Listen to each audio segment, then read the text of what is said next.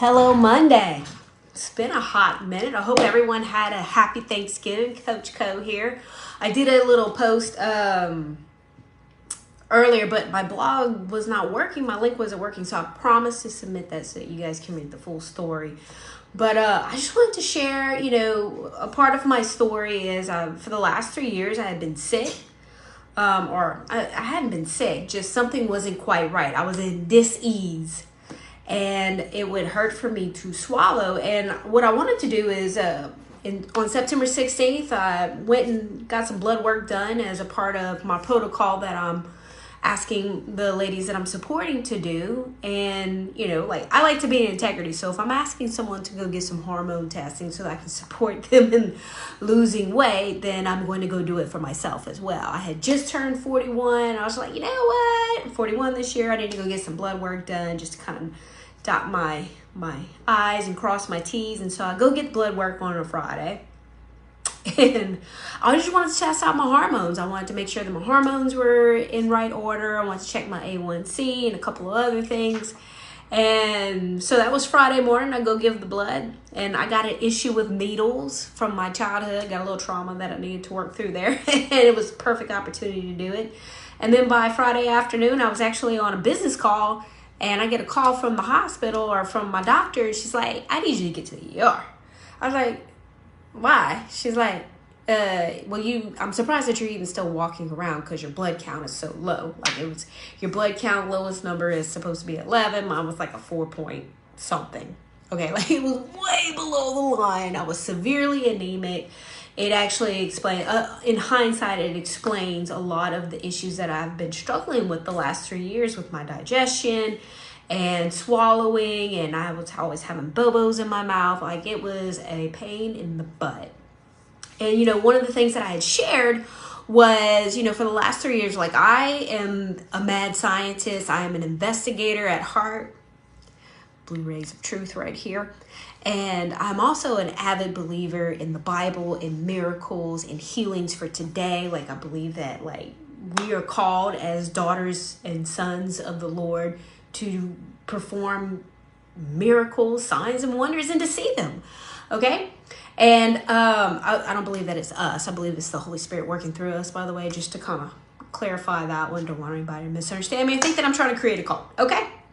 So the last 3 years, I've just been praying and I've been seeking the Lord and I've been doing research and to no avail. I mean, it was painful to watch my friends pity me as I was eating because it would be that hard to swallow. I couldn't eat anything spicy in Louisiana. That would suck. And so, this past month, so I go to the hospital, come to find out I was severely anemic, had to get some blood transfusions, and it was boom, like that. Now, my energy level wasn't there because there was emotional stuff going on there.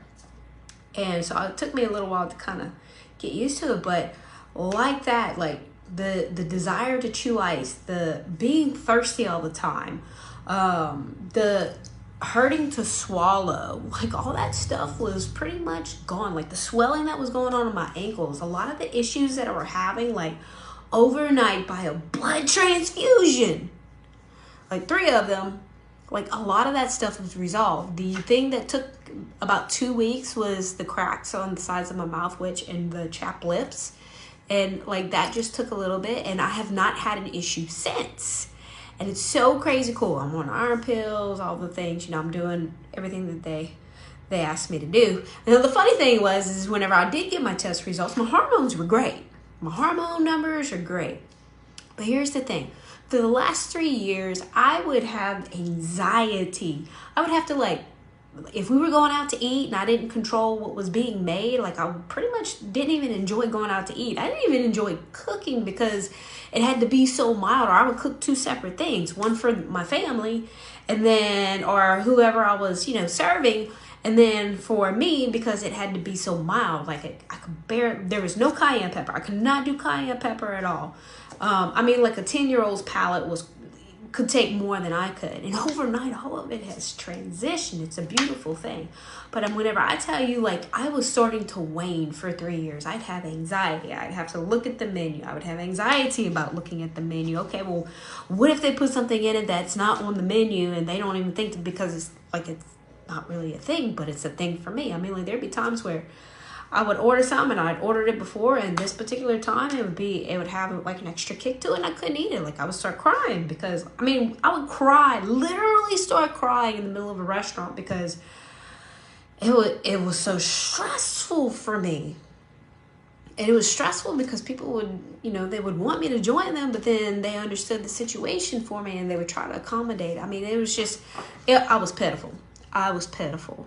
And the point of this and the point of that post was, this was the first Thanksgiving. I spent Thanksgiving in New York City. I got to go to the Macy's Day Parade. It was beautiful. It wasn't even a bucket lister, and yet I got emotional about it. As soon as I saw Peanuts, Charlie Brown, and I saw Snoopy, I just had this emotional moment because I didn't even know I was going to get emotional because like Peanuts was like my grandfather's favorite comic. I remember I would go over on Sundays after their Catholic mass and we would eat together, and he always had the comics. So I love Peanuts.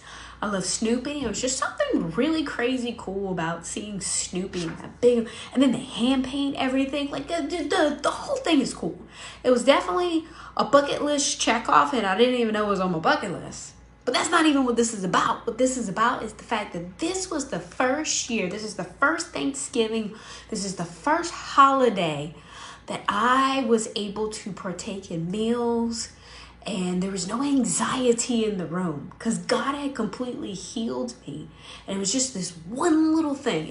It's ambiguous. One of my mentors told me that, the dis-ease in our body is always related to something, and there is a story linked to something somewhere, and it's ambiguous until it becomes obvious.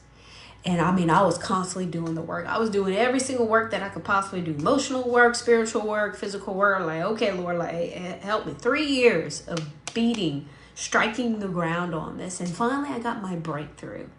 I just really want to encourage you that if you have been seeking the Lord and praying for your own healing or for your family's healing, someone that you love, someone maybe that you don't love, but you want to see them healed, like healing is still for today. God still moves in today, and he doesn't do anything the same way twice.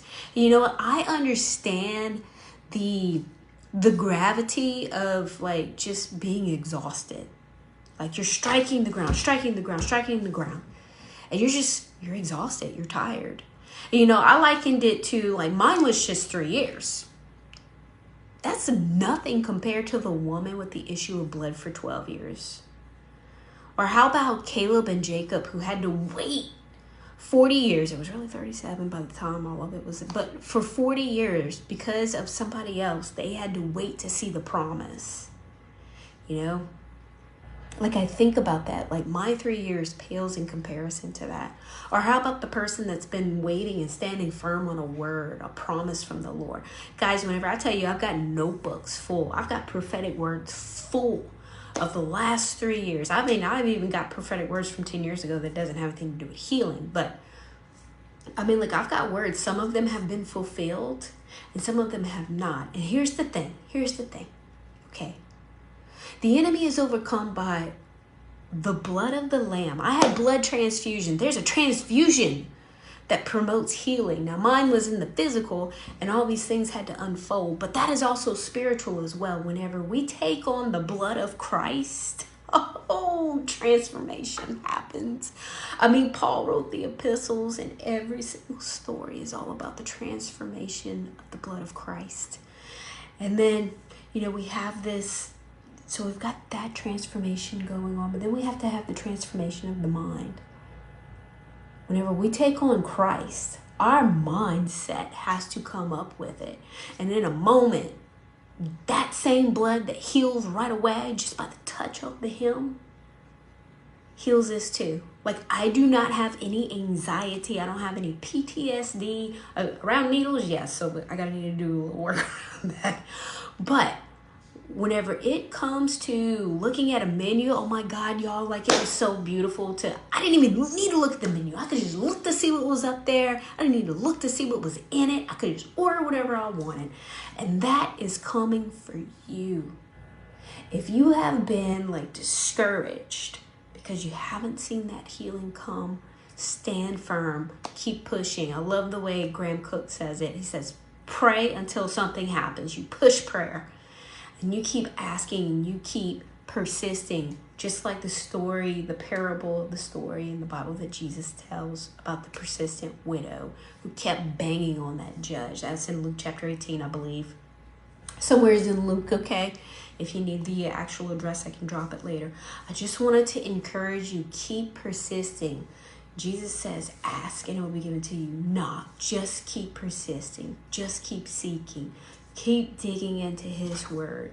Ask the Lord to give you the intelligence and the wisdom to put the finger so that one day it transitions from ambiguous to obvious to you, and your healing is here and your healing is coming. It always has to do with things falling into place, but it is here. It is for you. Do not give up. I want to encourage you in that. I hope you guys had a happy Thanksgiving. I didn't mean to be all long-winded, but like even down to weight loss. If you have been struggling to lose weight, and that is something where you see it happening for everybody else, but it's not happening for me. Trust me, I know that story. If you've watched or if you have been a part of anything that I've shared in my story and my testimony, I know what that's like to believe it for everybody else, see it happen for everybody else, but not see it for me. Trust me, I completely understand and I want to support you in that. Weight loss is for you as well. It's just about finding, it's almost like putting the Rubik's Cube together and finding the right formula for each person, because every single person is designed uniquely and we all have different stories and different relationships to food and to fitness and whatever was going on in our lives growing up. And it's ambiguous until it becomes obvious, and in the moment that you unlock the Rubik's Cube. And I just wanted to share that with you guys. I really want to support you. If I can help you in any way, please don't hesitate. And remember, you are just one step away from walking the weights off, both emotionally and physically. Hebrews chapter 12 says, let us strip off every weight, and that includes emotional wound that is holding us back from what God has in store for us, because he has called us to more. As women, we are women rising, and let's start the movement of walking off the weights when society keeps throwing more and more stuff at us, okay? I love you guys, and I'll drop the link for the blog now that I got it working, so you can read the full story. But that is it. Happy Thanksgiving, and I will see you guys soon. And remember, you're just one step away.